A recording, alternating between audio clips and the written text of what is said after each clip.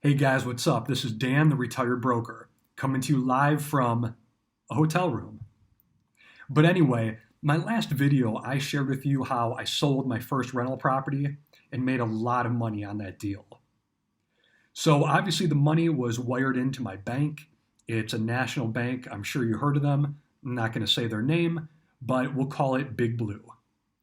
So I went into the bank and I sat with the banker, just telling him, hey, look, I have a large sum of money in here. I have six figures in my account. What can you do for me?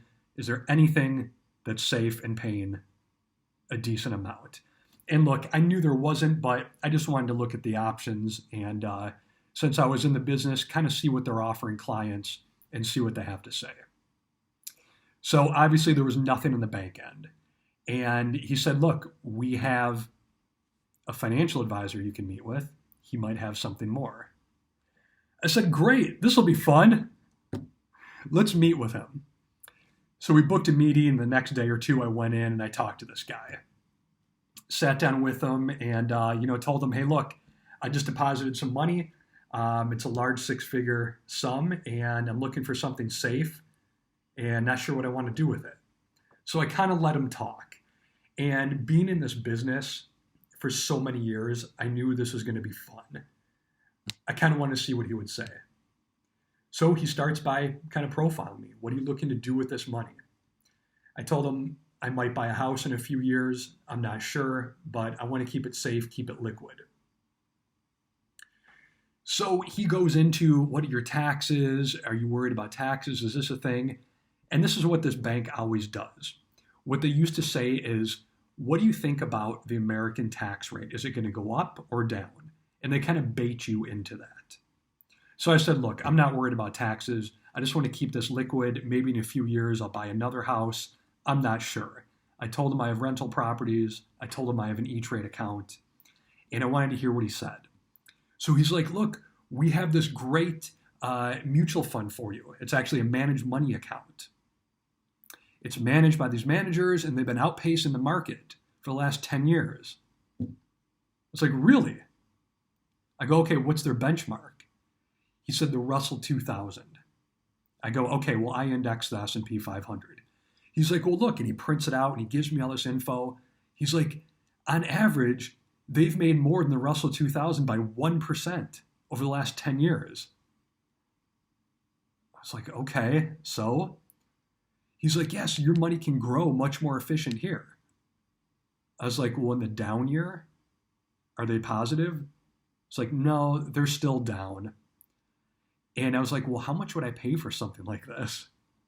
He goes, oh, 1.35%. I was like, are you kidding me? I was like, well, what about in the down year? Do I still have to pay? He's like, yeah, of course. I told him, I go, look, man, I can lose money on my own. I don't need to pay over 1% to do it. He goes, okay, well, I'll discount it 10 basis points. I'll give it to you for 1.25. I was like, no way. And I told him, knowing this business and knowing how to invest, I told him I can just index the S&P. This isn't even benchmarked to the S&P. I'd like to see their returns compared to that index as well. He didn't have it. So, and I told him, I go, look, man, I can just index the S&P on my own. I've been very successful in real estate and stocks already. I don't need to pay a manager to do it for me. And then he starts getting really defensive. He's like, Dan, why wouldn't you do this? It's outpacing by 1%. I'm just like, I'm not paying a manager to do what I can do on my own. So basically the meeting ended. And here's what he should have done. He might have been able to get me on something. Probably not. But here's what he left out, and here's what I want you guys to think of if you are financial advisors. One, he never mentioned an IRA. He could have said, all right, Dan, I understand, but let's start you with something simple. Let's open up an IRA for you today. You can deposit $6,000 in here a year. And then every year we'll continue to do that. We can also open one for your wife. He never said that. He could have tried to get me on something small and grown it over the years, but he didn't. He didn't talk about any other guaranteed products. such as life insurance. He could have got me in a great life insurance policy. Dan, we have a guaranteed account where you can put money in and actually borrow against it for a very, very low rate. It is guaranteed. And then went into his life insurance pitch. He didn't do that. And this is why I always say, know your product mix and have a rebuttal ready.